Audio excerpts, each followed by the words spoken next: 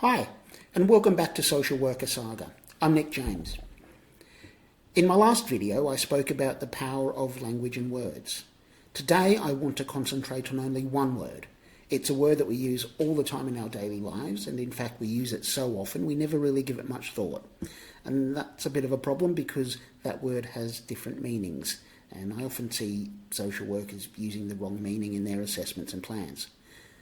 That word, as you'll know from the episode title, is need. In everyday life, we use the word need in different ways. But when the word is used in a sentence, we know what the person means given the context. I feel the need for speed. Roads? Where we're going, we don't need roads.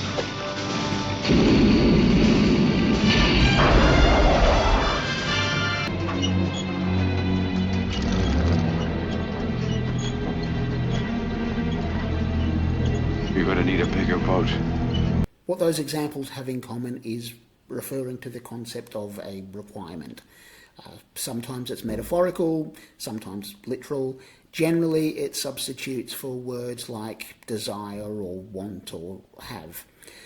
In the next few videos, we'll look at the word need and its various meanings in the context of children's social work. These meanings can be confusing, but it is essential to understand its correct usage when assessing and addressing children's developmental needs. Two parts of children's social work, the law and child development theory, use the word need in different ways. So let's have a look at them. Legal. When we're writing assessments and plans for children, we often use the word need. Most notably, we use it when we talk about a child in need, as reflected in Section 17 of the Children Act 1989. Let's have a look at that. Gendered language is in the original. I'm not changing it because it is quite literally the law. Part 10. For the purposes of this part, a child shall be taken to be in need if A. He is unlikely to achieve or maintain, or to have the opportunity of achieving or maintaining, a reasonable standard of health or development without the provision for him of services by a local authority under this part. B. His health or development is likely to be significantly impaired or further impaired without the provision for him of such services, or C. He is disabled.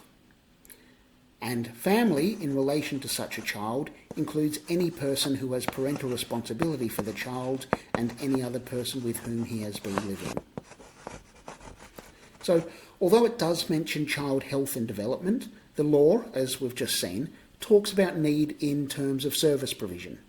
It talks about it in those terms because local authorities provide services, and this law basically tells local authorities what to do. Now, this really only becomes relevant after the initial assessment has been completed and the child has been determined to be subject to Section 17. Child development theory.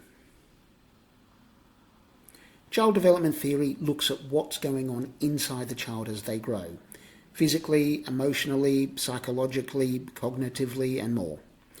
You may have heard it said that children are sponges and absorb pretty much everything around them. The way a child's mind and body develop will depend on pretty much everything the child sees, hears, eats, drinks, feels, etc. You can think of child development kind of like a car. The car requires fuel, oil, brake fluid, windscreen washing stuff, fluffy dice, other bits and bobs. I don't know, I'm not a car person. The point is, different bits of the car have different needs, and all of them must be met reasonably well for the car to go. If you neglect the car, it will fall apart pretty quickly. If you give the car what it needs, then the car will usually run smoothly and stands a much better chance of lasting a long time and getting you where you want to go. Likewise, if you give a child what they need, then they develop well and stand a better chance of reaching their fullest potential. And like different parts of the car need different things to run and be maintained, children need different things for the different aspects of their development. But instead of petrol and fluffy dice, it's stimulation of their brain so that they learn. It's affection so that they can build self-confidence. It's acceptance so that they can develop their own identity and so on. You can't just give a child self-confidence, but you can give them the things which help them develop it. Their needs are the things you give them that fuel their development towards the end goals of being a happy, healthy, functional adult. When writing the child development section of your assessments, this is what you should be focusing on. Are they getting the things which will help their development, and is there anything missing which may cause their development to stagnate? In the future, I'll be writing up an example assessment so that you'll be able to see what I mean more clearly. So, the law focuses on service provision, and child development theory looks at children's internal growth and development. Obviously, the services that get provided should be based on the child's developmental needs as assessed by a social worker in the local authority. But the services and needs are different things, and your written assessments should be identifying the developmental need, not just the referral that you think that they should be referred to. Children's needs are specific to them as individuals. There's considerable overlap amongst children because we're all members of the same human species and so develop in mostly the same ways. The assessment triangle that you're familiar with broadly covers these topics which we have in common, but when we look at children's individual needs, we must move beyond the headlines of the assessment triangle. If you've been finding it difficult to write about children's developmental needs, I'd take a bet that you're probably getting a bit confused between needs which promote childhood development and services that help us provide those needs. A clue is if you use the phrase needs to, as in Johnny needs to go to school on time every day.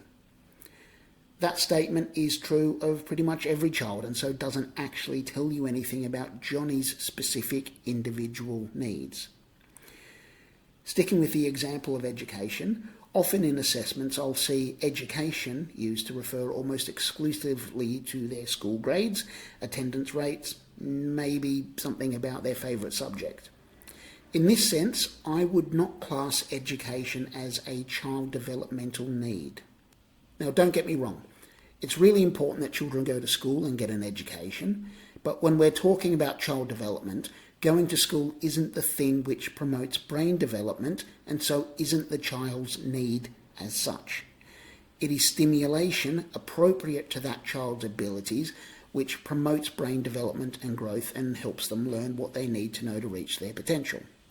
Therefore, stimulation is the developmental need. The reason I'm using the word stimulation instead of learning to describe the need is that we can provide the child with stimulation. Learning takes place within the child's brain when you give them the right stimulation. Now, stimulation isn't limited to formal education. Parents, peers and others have an important role as well. But as a society, we've decided that there's certain things that all children should have as part of their development, and this is achieved through the education system. It meets other needs such as socialisation, building a sense of belonging amongst peers, community, identity, culture and more. Other societies at other times have met this need in other ways. So many ancient cultures had rich histories and storytelling and mythology. Those things may not be kind of scientifically true in the sense that our society considers important today, but in the environment of, say, 10,000 years ago, the stories and myths that were told to the child helped that child learn, for example, which star appears when it's time to cultivate certain crops, or to prepare for the rainy season, or what herbs are poisonous or treat illnesses. The cultural stories stimulated the child's brain and helped them learn these things, which then promoted survival in the environment of the time. Worldwide, there are still many cultures which teach their children in these ways or mix it with more formal education. In 21st century Britain, lessons at school stimulate children's brains so that they learn the things which will help them in the environment of today. That said, there's some children for whom the education system is just not suitable for a variety of reasons individual to those children. Those children still have a need for stimulation to help with their growth and development, and so when you're assessing them, it's up to you to identify what their specific need is in conjunction with educational specialists. For example, the SEN teachers, special education needs teachers, or educational psychologists. Incidentally, the stimulation heading under parental capacity is asking about whether the parents are able to meet the child's need for stimulation outside of school and whether they're able to work with the school to meet any specific needs the child has in that regard. Confusing, I know, but this is why it's important to understand by what we mean when we use the word need. Parental capacity will get its own episode down the track, but briefly, when we build parental capacity, our goal is helping the parents meet the child's need. Addressing any issues the parents have is only the first step. Helping the parent with their struggle will put them in a better position to meet the child's needs, but it won't automatically meet the child's needs. So a mother who's been too hungover to provide proper morning routines for her kids won't know how to do that just because she stops drinking. A father whose children are scared of him won't automatically repair that relationship by learning to manage his anger. Those steps are necessary, but not sufficient in and of themselves. The children's needs are different to both the service provided and the change those services support with the parents. Now, a lot of those services do try to help the parents meet the children's needs, but that's not their primary purpose, and their capacity to do this is usually limited. So really it falls on the social worker to achieve these things. That's our job. So, in a nutshell, a child's developmental need is a thing that we can provide the child, which then promotes their development. Unfortunately, the flexibility of the English language can make this hard to write about, since we can say things like, give a child an education. In that phrasing, we use the word education in a collective sense, which encompasses a whole bunch of things. In a broad sense, we know what it means, but when we're looking at an individual child, we can't take a broad position. We need to focus on that individual child and what their needs are. To do that, we have to unpick these broad categories in our assessments to work out which of the specific elements within those categories the child requires. I call these fundamental developmental needs, and I'll discuss them in a future episode. Thank you for watching Social Worker Saga. Like and subscribe if you haven't already, and I'll see you next time. Bye.